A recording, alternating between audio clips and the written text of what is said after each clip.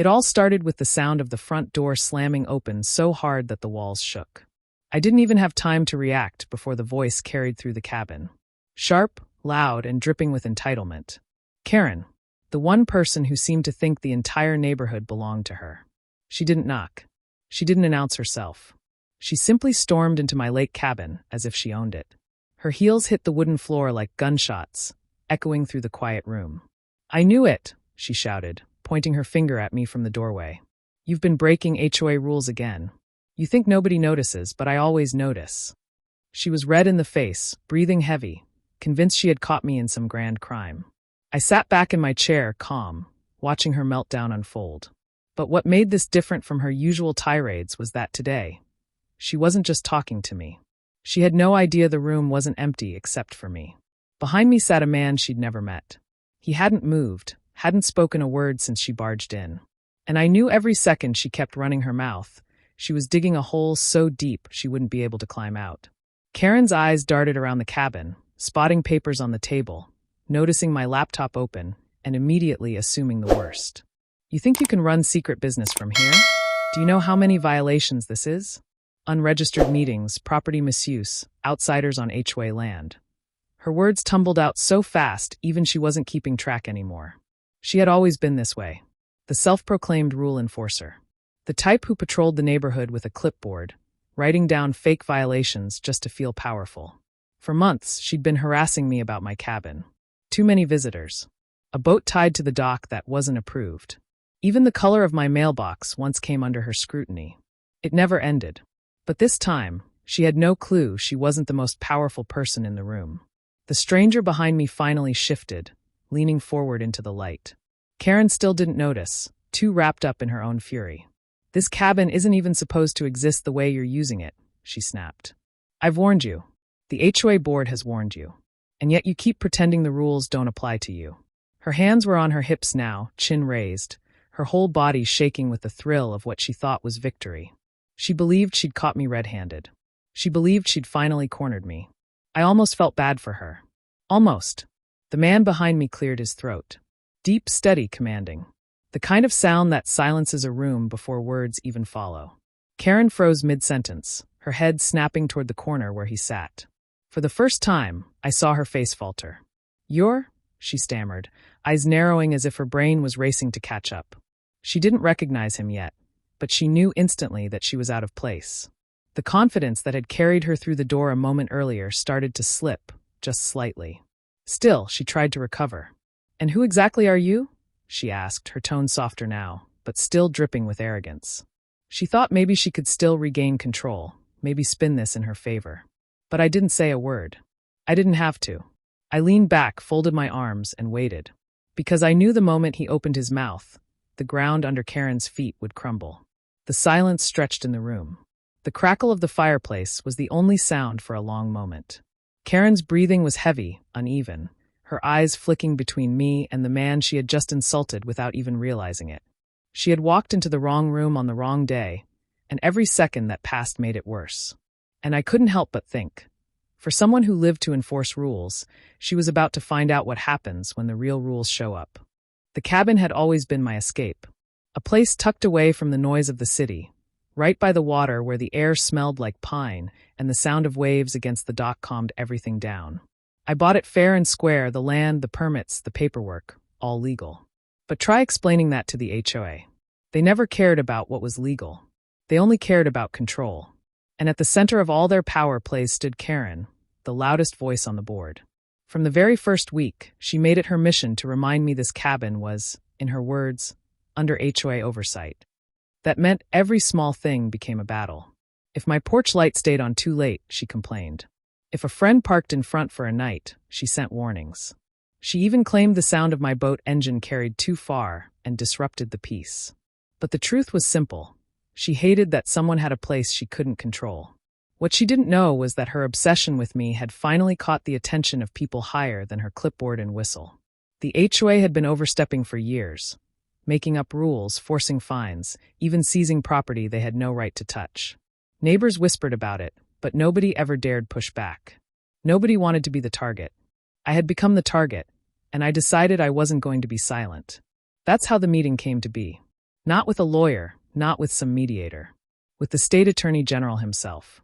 It started with a series of letters I'd written, documenting everything. Photos, dates, the fake violations Karen and her friends had stacked against me. I wasn't the only one.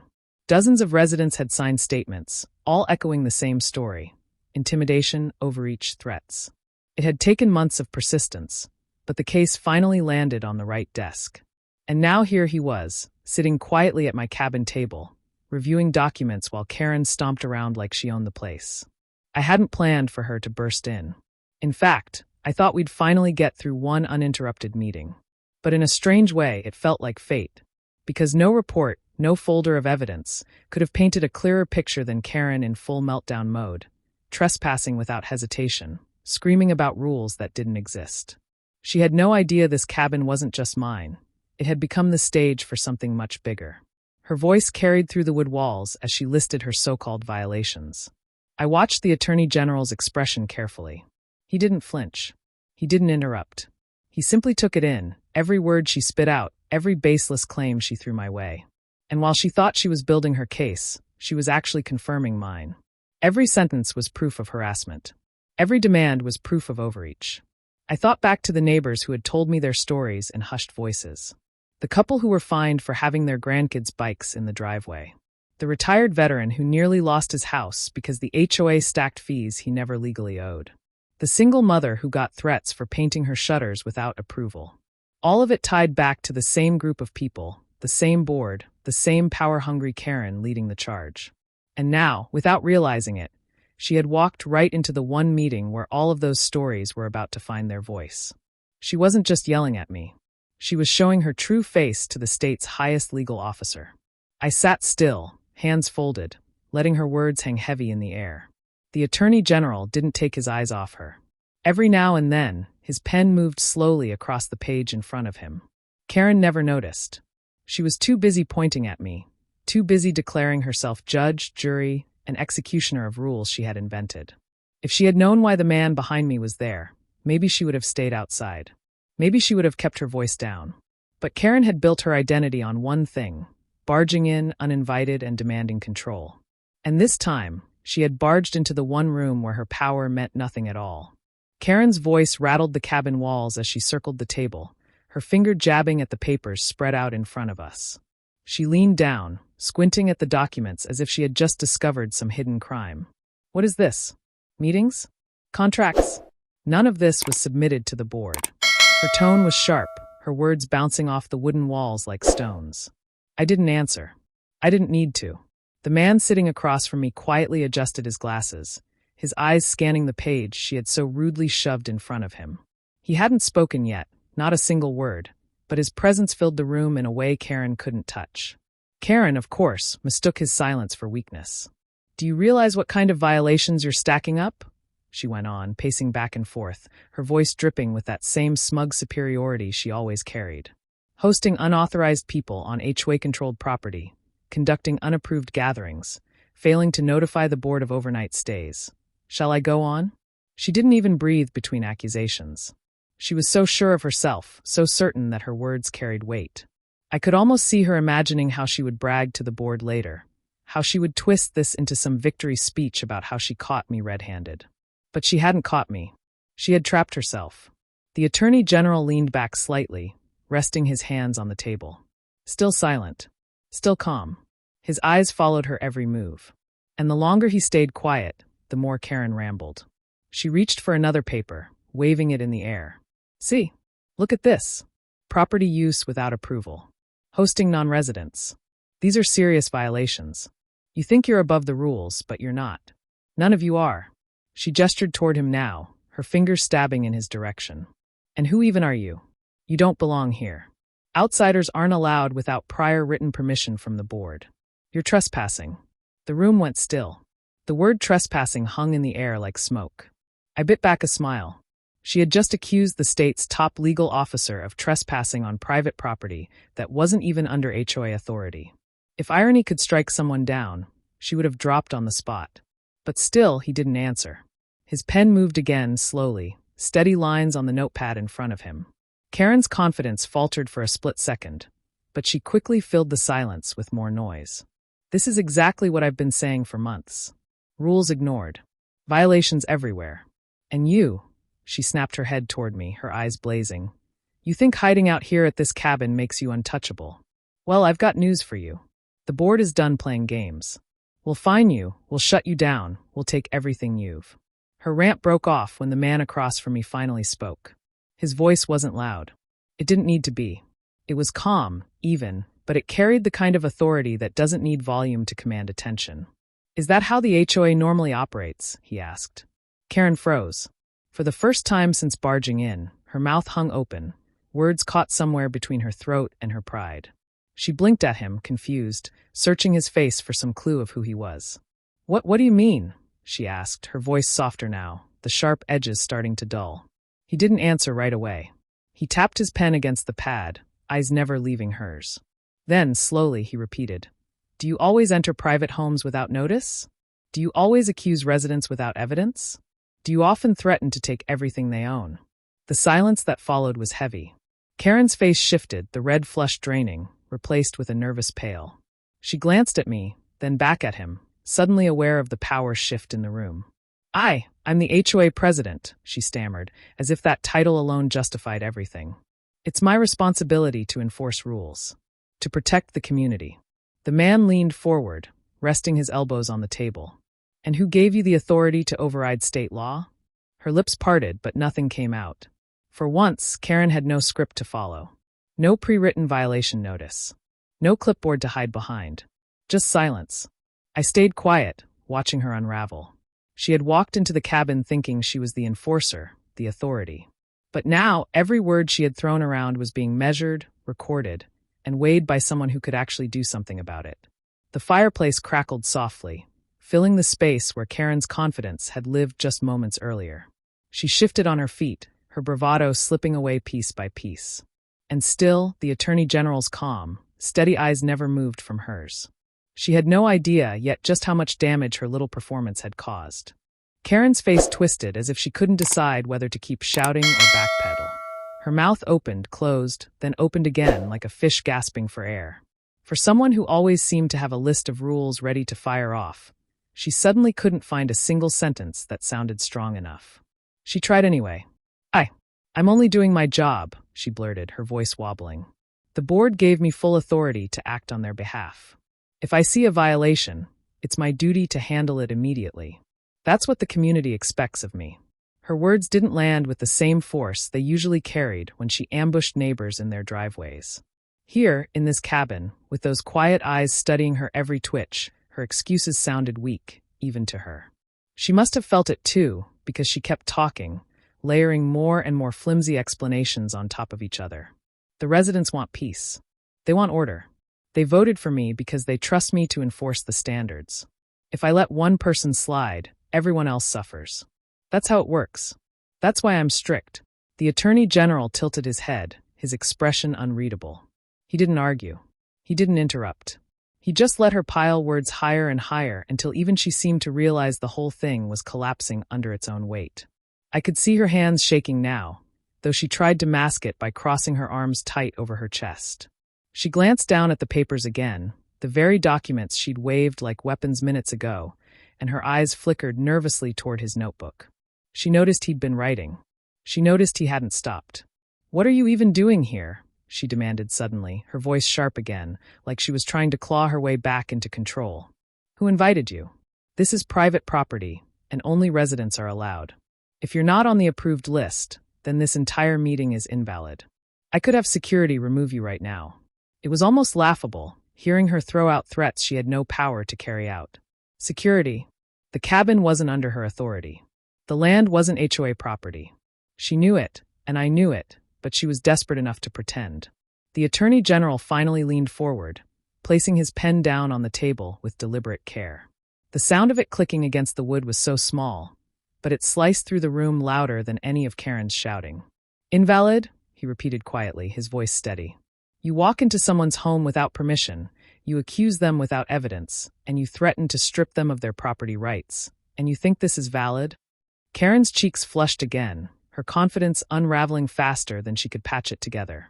She opened her mouth, but no words came. Instead, she dropped her gaze for the first time since storming in. The shift in power was almost physical. Just minutes earlier, she had commanded the room with her voice. Now, the silence she couldn't fill weighed heavier than her shouting ever did. I stayed still, watching her carefully. Every twitch, every stumble, every awkward pause was being written down across from me, and she didn't even realize that each second sealed her fate more than the last. Karen finally tried to laugh it off, a weak, nervous chuckle that only made things worse. "Well, maybe I came in too strong," she said quickly, waving her hand like she could erase the last 5 minutes.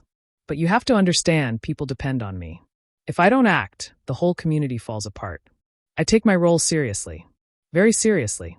Her attempt at softening her tone sounded hollow. It was the kind of excuse that might have worked on a neighbor too tired to argue. But here it carried no weight. The Attorney General didn't smile. He didn't ease up.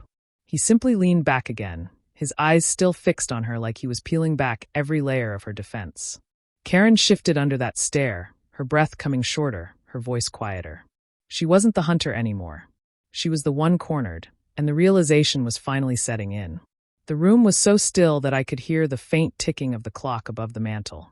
Time stretched, each second pressing harder on her shoulders. Karen, who had barged in with fire in her eyes, was now shrinking inch by inch under a weight she couldn't control. And she had no idea the real questions hadn't even started yet. Karen's lips trembled as she tried to find her footing again, but the harder she reached for control, the faster it slipped through her hands.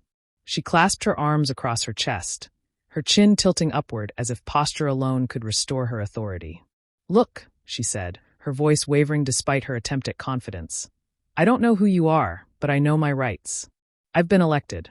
I have full authority to step into any situation where community standards are being threatened.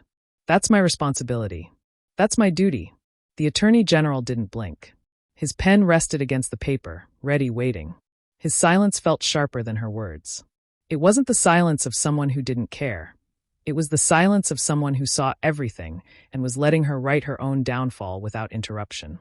Karen's breathing grew heavier. She mistook his stillness for a chance to keep pushing. "You may think you can ignore the HOA," she continued, her tone picking up a little force again. "But I can fine you. I can bring cases against you in front of the board. I can even restrict your access to certain amenities if you keep this up. The board has power, and I won't hesitate to use it. That's how order is kept." Her voice echoed off the wooden beams, bouncing back to her like a mirror. Each threat sounded smaller than the last. She couldn't hear it yet, but the more she boasted, the more obvious it became that the power she claimed was nothing more than smoke. The Attorney General finally moved. Not a word at first, just the faint sound of his notebook closing. He folded his hands neatly over the cover and fixed her with a gaze so steady it pinned her to the floor. "You said the board has power," he said evenly, his voice quiet but carrying an unmistakable weight. "Tell me, where, exactly, do you believe that power comes from?" Karen blinked, clearly thrown off by the question. She fumbled with her words, tripping over the same arrogance she'd always leaned on. From the community," she stuttered. "From the residents. They voted me in. They want me to enforce the rules. It's in the bylaws." "And those bylaws," he asked smoothly, "were approved under state law, correct? Or have you been writing your own?" The pause that followed stretched long and cold. Karen's jaw tightened, her eyes darting to me and then back to him, but she didn't answer right away. She opened her mouth, then closed it again. Her silence said more than any excuse ever could. The Attorney General leaned back, letting the question hang. "You walk into a private residence," he continued slowly, "without warrant, without permission, and without evidence. You issue threats. You declare punishments. And you do all of this while insisting your authority is absolute. Do you see the problem?" Karen's face flushed crimson. She tried to speak, but her voice caught in her throat. For the first time, her posture broke. Her arms dropped to her sides, her shoulders slumped slightly. It was as though the air had been sucked out of her, leaving nothing but raw nerves behind. But still, the silence demanded an answer. I was just enforcing the rules," she whispered at last, the words barely carrying past the table. The Attorney General tilted his head. "Or were you enforcing yourself?" Her eyes widened, the question hitting her harder than any accusation. It lingered in the room, circling her like a shadow. She looked around, searching for an escape, but there was none. Her world had always been built on intimidation, on neighbors too scared to push back. But here, in this cabin, she wasn't facing a frightened resident. She was facing the one person who could pull the rug out from under her entire empire. I watched every flicker of panic on her face, every twitch of her hands, every unsteady breath. She was unraveling in real time, and for once she knew it. The Attorney General didn't press further. He let the silence stretch again, forcing her to sit in the weight of her own choices. Karen shifted on her feet, the sound of her heels scuffing against the wooden floor the only sign of life. The fire popped behind us, the crackle louder than her voice had been moments earlier. For the first time since storming through the door, she looked small. And she had no idea that this was only the beginning of the questions waiting for her. Karen swallowed hard, her throat tightening as the weight of the room pressed down on her. The fire's glow lit her face in flickers, and for the first time, I saw hesitation in her eyes. It was subtle, but it was there, her mask slipping, her authority cracking under pressure she couldn't control. She shifted her stance, trying to square her shoulders again, but her voice betrayed her when she spoke. You can't just sit there and question me like this," she muttered, her tone a mix of defiance and unease. "I know what I'm doing. I know the rules better than anyone. That's why people trust me to lead. I've kept this community safe, and I've kept it orderly. Without me, it would fall apart." The Attorney General raised one eyebrow, his gaze steady and sharp. "Safe," he repeated softly, as though testing the word against everything she had just said. He leaned forward slightly, his fingers tapping against the table in a slow rhythm. "Tell me, Mrs. President, do you consider bursting into private homes and intimidating residents part of that safety you speak of?" Her lips parted, but no answer came. She looked like someone had just yanked the script from her hands. For once, she had nothing rehearsed to fall back on. The silence stretched again, wrapping around her like a rope tightening with each passing second. Her eyes flicked to me, almost as if hoping I would step in and relieve her of the weight pressing on her chest. But I stayed still. I wasn't going to rescue her from the trap she had built for herself. Karen's hands fidgeted, tugging at the sleeves of her blazer. "Sometimes," she said finally, her voice uneven, "sometimes rules have to be enforced aggressively. People won't listen otherwise. If I let one person break them, the rest will think they can too. I can't let that happen. I'm doing what's necessary." The Attorney General's gaze didn't soften. "Necessary," he echoed. His tone carried no warmth, only quiet analysis, as though he was piecing her words into a puzzle. "So trespassing is necessary? Threats are necessary? Stripping people of their property rights is necessary?" Her chest rose and fell quickly now, her breathing shallow. She looked cornered, her mind scrambling for justification, but her usual confidence was gone. Every excuse she reached for slipped through her fingers before it left her lips. "You don't understand," she blurted suddenly, her voice rising again in desperation. "People look to me to handle problems. If I don't act, who will? The whole neighborhood would turn into chaos. I'm not the villain here. I'm the only one keeping things together." Her words rang hollow in the cabin's quiet. She knew it too. She tried to hold her ground, but the fire in her tone flickered like a candle about to be blown out. The Attorney General leaned back, folding his arms. He didn't need to say much. His silence told her everything she didn't want to hear. Her grip on the narrative was gone. Her power, built on fear and intimidation, had no place here. Karen's jaw tightened, her eyes darting between us like a trapped animal searching for an opening. She looked like she might argue again, but instead, she pressed her lips together and said nothing. The words she had once weaponized so easily had turned into chains around her own ankles. The air in the cabin grew heavier, the fire snapping loudly as if mocking the tension. I could almost see the realization dawning in her, the dawning truth that she had crossed a line she could never walk back over. Still, she stood frozen in place, her arms wrapped tight around herself as though bracing for a storm she never expected to face. She had walked in with fire, but now she was standing in the ashes of her own arrogance. And the questions waiting for her hadn't even scratched the surface yet. Karen's eyes darted around the room as though the wooden walls themselves might give her a way out. Her bravado had drained, but pride wouldn't let her stay quiet for long. She straightened her spine again, forcing her chin upward, clinging to the scraps of authority she thought she still held. This is being blown out of proportion," she said quickly, her voice trembling on the edges. "You're twisting my intentions. I never meant harm. I was only protecting the community, the rules, the order we've built. People respect me for that." The Attorney General didn't react. He simply adjusted the papers in front of him, his calm movements making her fidget all the more. She mistook his quiet as a chance to regain footing and pressed on, speaking faster now, almost tripping over her own words. If I didn't step in when people broke the rules, who would? Do you think anyone else on the board has the backbone to enforce them? No. They all hide behind me, because they know I'll take the heat. I'm the only one strong enough to keep this neighborhood from collapsing into chaos. Her speech, meant to sound confident, only revealed her desperation. Her voice cracked mid-sentence, her words laced more with fear than conviction. She was fighting ghosts now, the invisible weight of an authority she no longer controlled. The Attorney General finally raised his gaze, his eyes cutting into her like glass. "Respect," he said evenly, his voice as calm as ever. "Tell me, Mrs. President, do your neighbors respect you? Or do they fear you?" The question landed like a blow. Karen flinched, her jaw tightening, but she didn't answer. The fire popped loudly behind us, filling the silence she couldn't bear to break. Her eyes dropped to the floor, then flicked toward me, searching for backup. But she found none. He didn't let her off the hook. "Respect is earned," he continued. "Fear is forced. Which one do you believe sustains a community?" Karen opened her mouth, but no sound came. Her throat worked, swallowing words she couldn't form. Her silence was louder than anything she had shouted earlier. I watched her crumble piece by piece. The woman who had once carried herself like a self-appointed queen now stood shaking in her own shadow. She tried to draw a breath deep enough to steady herself, but it caught halfway, shallow and uneven. "You don't understand how hard it is," she said finally, her voice barely above a whisper. "No one appreciates the pressure I'm under. They only complain. They don't see what I sacrifice to keep things in line. Do you think it's easy being the one everyone blames?" The Attorney General leaned forward, his elbows resting on the table. His stare didn't waver. "What you call sacrifice," he said quietly, "looks a lot like control. What you call leadership looks a lot like abuse." Karen's head snapped up, her eyes wide, the words striking deeper than any accusation yet. She shook her head quickly, too quickly. No, you've got it wrong.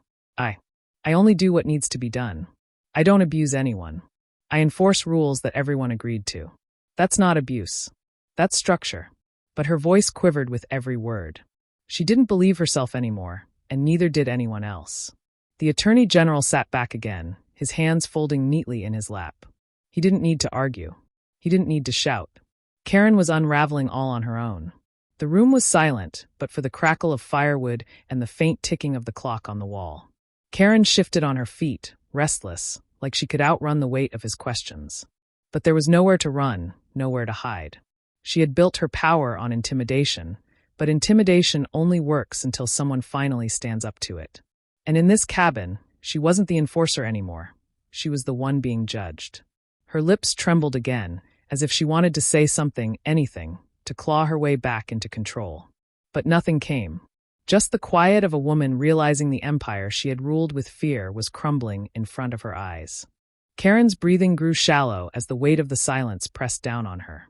The longer it stretched, the more her confidence drained away. She twisted her fingers together, her nails tapping nervously against one another. For the first time, she looked less like the enforcer of rules and more like someone who had been caught trespassing where she didn't belong. The Attorney General didn't speak right away. He let the quiet gnaw at her, the kind of silence that forces every thought, every excuse, to echo louder in a person's own head. When he finally did speak, his tone was low, calm, and deliberate. "Tell me, Mrs. President, when did you decide the rules gave you the right to become the law?" Her head jerked up, her eyes wide, and for a second she looked like she might argue. But the words tangled on her tongue, and what came out instead was a shaky protest. I never said that. I just enforce what's written. That's all. I don't make the rules, I carry them out. That's my responsibility." But even as she said it, her voice faltered, as if some part of her knew the lie couldn't hold. She had been writing rules. She had been twisting them, bending them, inventing them when the real bylaws didn't give her enough power. Everyone in the neighborhood knew it, but nobody had dared say it aloud. Now, here she was, face to face with the one person who didn't need to whisper about it. The Attorney General leaned forward, his eyes steady. "Carrying them out," he repeated softly. "By breaking into private property? By issuing threats you cannot enforce? By declaring punishments outside your authority? That isn't carrying out rules. That's manufacturing them." Karen flinched at the word, her shoulders jerking slightly. Her jaw clenched, her lips pulling tight as she scrambled for a response. She forced a laugh, brittle and hollow, the sound of someone desperate to brush away the weight of the moment. "You make it sound so dramatic," she said quickly. "It's not like that. The residents, they expect me to be firm. If I'm not, then people walk all over us. They'll think the HOA is weak. I can't let that happen. I'm the one who has to hold the line." Her words poured out faster now, a frantic rush to justify herself. But the more she spoke, the smaller she sounded. The fire behind her tone was gone, replaced with cracks that deepened with each sentence. The Attorney General didn't raise his voice. He didn't argue. He just listened, writing another line in his notebook with slow, steady strokes. The scratching of the pen seemed louder than her excuses. Every mark he made pulled more color from her face. "You keep saying residents," he said at last, his tone still calm. "But what I hear in your voice isn't service. It's control. And I wonder, if I asked those residents right now how they feel about your leadership, would they tell me they respect you, or would they tell me they're afraid of you?" Karen's breath caught. Her lips parted, but she said nothing. The words hung in the air, heavy, undeniable. She shifted on her feet again, her eyes flicking toward the door, like she was suddenly aware she had no escape. Her silence said more than her shouting ever had. She didn't have an answer because she knew the truth. Every neighbor she had silenced with threats, every fine she had invented, every intimidation she had used to keep people quiet, it had never been about respect. It had only ever been about fear. The room felt smaller now, the walls closing in around her as the fire popped and crackled in the background. She tugged at the edge of her sleeve, her voice trembling when she finally spoke again. "You don't understand the pressure I'm under. If I don't keep order, everything falls apart. People rely on me. They need me." The Attorney General's expression didn't change. His eyes remained steady, and his voice was almost a whisper when he replied. "Or maybe they just need freedom from you." Karen's breath hitched, her chest rising and falling quickly. She looked like she'd been struck, the words knocking the last of her defenses loose. Her mouth opened, but no words followed. Only silence. A silence that told the truth louder than anything she could have said. The air inside the cabin was tight, every breath sharper than the last. Karen's shoulders slumped, her arms wrapping around herself, as though she could shield her body from the weight of the words still hanging in the room. But there was no protection here. Not with the Attorney General watching her. Not with the evidence stacked like shadows behind every sentence. He set his pen down slowly, the faint click echoing louder than it should have. Then he closed the notebook, slid it to the side, and folded his hands together on the table. His gaze didn't waver. "You've given me everything I need," he said quietly. Karen blinked, confusion flickering across her face. What do you mean? I haven't done anything wrong. You were only trespassing," he interrupted, his voice steady, "while admitting to practices that stretch far beyond your authority. You were only confirming that your leadership has been built on intimidation rather than governance. And you were only exposing, in your own words, the culture of fear you've created in a community you swore to protect." Her knees bent slightly, like the ground beneath her had shifted. She clutched the back of a chair for balance. Her mouth opened, but the Attorney General raised his hand before she could speak. The gesture was calm, almost gentle, but it silenced her instantly. "This isn't about a few neighbors squabbling over fences and driveways," he said, his voice lowering, heavy with weight. "This is about abuse of power. And it stops today." Karen's eyes darted toward me then, sharp and desperate, as if I might rescue her from the storm she had walked into. But I just stood quietly near the fire, watching the unraveling of the woman who had made my life hell for months. There was nothing left to say. The Attorney General reached into his briefcase and pulled out a folded document. The paper slid across the table, stopping just inches from Karen's trembling hand. She didn't touch it. She stared at it like it might burn her fingers. "This," he explained, "is an order to review the practices of your HOA. Effective immediately, your powers as president are suspended pending investigation. A state-appointed overseer will handle all functions until this matter is resolved. Every action, every fine, every letter you've issued will be scrutinized. And if fraud is found, and I suspect it will be, you will face charges." Karen's lips quivered as though she wanted to shout, to scream, to deny it all. But no words came. Her throat bobbed as she swallowed, her face draining of color until she looked ghostly pale under the cabin lights. "You can either cooperate," he continued, "or make this harder on yourself." But know this, your reign of control ends now. The fire snapped, a single ember breaking free and glowing bright before fading to ash. Karen finally lowered into the chair she had been clinging to, her hands pressing against her knees as if to hold herself steady. She didn't argue anymore. She didn't even look up. The fight had drained out of her, leaving nothing but the hollow echo of defeat. The Attorney General stood, collecting his briefcase, his notebook, and the silence that seemed to follow him. "I'll be in touch," he said simply. Then, with a nod in my direction, he walked toward the door, leaving Karen seated and shattered in the center of the room. I watched her for a long moment. The same woman who once stormed through my property shouting about fines and violations now sat crumpled, small and powerless, surrounded by walls that no longer echoed with her voice. As the door creaked open and the night air swept in, Karen finally whispered something, so soft I almost didn't catch it. It wasn't supposed to be like this. But it was. And deep down she knew it. The Attorney General stepped out into the cool night, his footsteps crunching against the gravel path. I followed behind him, pulling the door shut and leaving Karen in the silence she had earned. Outside, the stars stretched endless above the dark lake, calm and steady in their watch. The Attorney General paused at the edge of the path, turning to me with a faint, knowing look. He didn't need to say a word. His presence, his actions, had spoken louder than anything. The HOA's queen had fallen, and nothing in the neighborhood would ever be the same again.